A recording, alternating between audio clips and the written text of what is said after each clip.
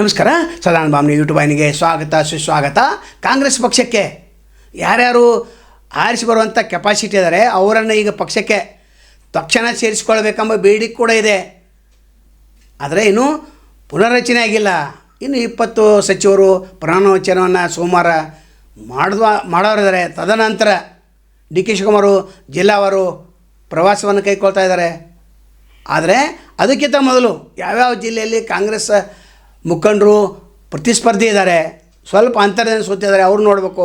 ನಂತರ ಬೆಳಗಾವಿ ಜಿಲ್ಲೆಯಲ್ಲಿ 4ರಿಂದ 5 ಹೆಚ್ಚು MLA ಸೀಟುಗಳು ಬರ್ತವೆ. ಅವರನ್ನು ಗುರ್ತಿಡುವಂಥ ಕೆಲಸ ಆಗಬೇಕು. ಅವ್ರ ಪಕ್ಷದಲ್ಲಿ ಇನ್ನೂ ಗುರುತಿಸ್ಕೊಂಡಿಲ್ಲ. ಶಂಭು ಕಲ್ಲೋಳ್ಕರ್ ರಾಯಬಾಗದಿಂದ ಕಾಂಗ್ರೆಸ್ ಪಕ್ಷದ ಅಭ್ಯರ್ಥಿ ಅಂತ ಗುರುತಿಸ್ಕೊಂಡಿಲ್ಲ. ಕಳೆದ ಸಲ ಕಾಂಗ್ರೆಸ್ ಪಕ್ಷ ಅಧಿಕೃತವಾಗಿ ಸೇರಿದರೂ ಕೂಡ ಅವರು ಸ್ವತಂತ್ರವಾಗಿ ನಿಲ್ಲುವಂಥ ಪರಿಸ್ಥಿತಿ ತಂದುಬಿಟ್ರು. ಆದರೆ ಈ ಸಲ ಹಾಗೆ ಆಗೋದಿಲ್ಲ. ಇವರು ವರಿಷ್ಠರನ್ನು ಭೇಟಿ ಆಗ್ತಾಯಿದ್ದಾರೆ. ನಂತರ ಅಲ್ಲಿ ರಾಯಬಾಗದಲ್ಲಿ ವಿಶೇಷವಾಗಿ ಯಾರು ವಜನ್ ಇದೆ ಅಂತ ಶಂಭು ಕಲ್ಲೋಳ್ಕರ್ ಟಿಕೆಟ್ ಕೊಟ್ಟು ಆರಿಸಿ ಬರ್ತಾರೆ ಅಂತೇಳಿ. ಆದರೆ ಕಾಂಗ್ರೆಸ್ ಪಕ್ಷಕ್ಕೆ ಯಾವಾಗ ಸೇರಿಸ್ಕೊಳ್ಳೋರು ಅನ್ನುವಂಥ ಪ್ರಶ್ನೆ ಕೂಡ ಕಾಡ್ತಾ ಇದೆ. ಜಿಲ್ಲಾ ಉಸ್ತುವಾರಿ ಮಂತ್ರಿಗಳು ಇದನ್ನು ಗಮನಿಸ್ತಾರೋ ಬಿಡ್ತಾರೋ ಗೊತ್ತಿಲ್ಲ. ಯಾಕಂದ್ರೆ ಅವರಿಗೆ ಆಗಿ ಬರೋದಿಲ್ಲ. ಇನ್ನು ನಿಪ್ಪಾಣಿಯಲ್ಲಿ ಉತ್ತಮ್ ಪಾಟೀಲರು ಬೇಗನೆ ಕಾಂಗ್ರೆಸ್ ಪಕ್ಷಕ್ಕೆ ಸೇರಿಸ್ಕೊಳ್ಬೇಕಂತ ಕೂಗು ಆ ಭಾಗದಲ್ಲಿದೆ. ಯಾಕಂದ್ರೆ ಮುಖ್ಯಮಂತ್ರಿ ಡಿ ಕೆ ಶಿವಕುಮಾರ್ ಆಗುವಂಥ ಹೊತ್ತಿನಲ್ಲಿ ಉತ್ತಮ್ ಪಾಟೀಲ್ ದಿಲ್ಲಿಯಲ್ಲಿದ್ದರು.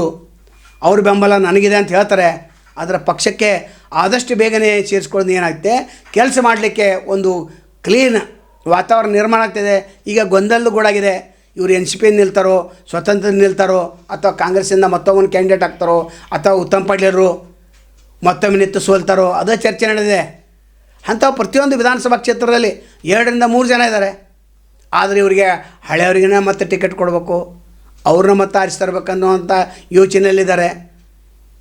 ಇನ್ನು ಚೆನ್ನಮ್ಮನ ಕಿತ್ತೂರದಲ್ಲಿ ಇನಾಮದಾರ್ ಇದ್ದಾರೆ, ವಿಕ್ರಮ್ ಇನಾಮದಾರ್.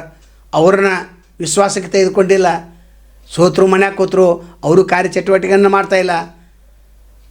ಇನ್ನು ಖಾನಾಪುರದಲ್ಲಿ ಅಂಜಲಿ ಲಿಂಬಾಳ್ಕರ್ ಅವರು ದೊಡ್ಡ ಪ್ರಮಾಣದಲ್ಲಿ ಕೆಲಸವನ್ನು ಮಾಡ್ತಾಯಿದ್ದಾರೆ. ಆದರೆ ಕಾಂಗ್ರೆಸ್ ಪಕ್ಷ ಏನು ಅನುದಾನ ಕೊಡಬೇಕಾಗಿತ್ತು ಆ ಅನುದಾನ ಏನು ಕೊಡಬೇಕಾಗಿತ್ತು ಹೆಚ್ಚು ಅನುದಾನವನ್ನು ಕೊಡ್ತಾ ಇಲ್ಲ. ಡಿ ಕೆ ಶಿವಕುಮಾರ್ ಇದನ್ನು ಗಮನಿಸಬೇಕು. ಹೆಚ್ಚಾಗಿ ಖಾನಾಪುರ ಕ್ಷೇತ್ರಕ್ಕೆ ಕಾಂಗ್ರೆಸ್ ಪಕ್ಷ ಗೆಲ್ಲಬೇಕಾದ್ರೆ ಅಲ್ಲಿ ಹೆಚ್ಚು ಅನುದಾನವನ್ನು ನೀವು ಕೊಡಲೇಬೇಕು. ಉಳಿದ ಕ್ಷೇತ್ರ ತಮಗೆಲ್ಲ ಗೊತ್ತಿದೆ, ಅವರನ್ನೆಲ್ಲರೂ ಅವರು ಆರಿಸಿ ಬರೋರು. ಆದರೆ ಈಗೇನು 4 ಕ್ಷೇತ್ರಗಳನ್ನ ಮತ್ತೆ ಉಳಿಸ್ಕೊಳ್ಬೇಕಾಗಿದೆ. 4 ಕ್ಷೇತ್ರ ಉಳಿಸ್ಕೊಂಡ್ರೆ 11 + 3 ಆಗ್ತವೆ, 14 ಸೀಟ್ ಆಗ್ತವೆ. ಉಳಿದ 4 ಸೀಟ್ BJP ಬರ್ತವೆ ಅಂತ ಒಂದು ವಾತಾವರಣ ಇದೆ. ಆದರೆ ಇಲ್ಲಿ ರಾಹುಲ್ ಜಾರಕಿಹೊಳಿನ ಎಲ್ಲಿ ನಿಲ್ಲಿಸ್ತಾರೆ ಅದು ಕೂಡ ಒಂದು ಕಾರ್ಯತಂತ್ರದ ಇನ್ನೊಂದು ರೂಪನೇ ಇದೆ. ಯಾಕಂದ್ರೆ ಮಾಸ್ಟರ್ ಮೈಂಡ್ ಯಾವ ರೀತಿ ಮಾಡ್ತಾರೆ ಅದನ್ನು ಕಾದು ನೋಡಬೇಕು.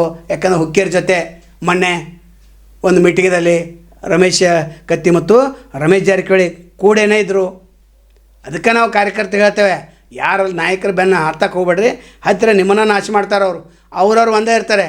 ಹೆಗಲ ಮೇಲೆ ಹೆಗಲ ಕೈ ಇಟ್ಟು ಎಷ್ಟೊಂದು ವಿರೋಧಿಗಳೇ ಆಗಿದ್ದರು, ಆದರೆ ಏನೂ ಆಗಿಲ್ಲ ಅನ್ನುವಂತೆ ವರ್ತನೆ ಮಾಡಿದರು.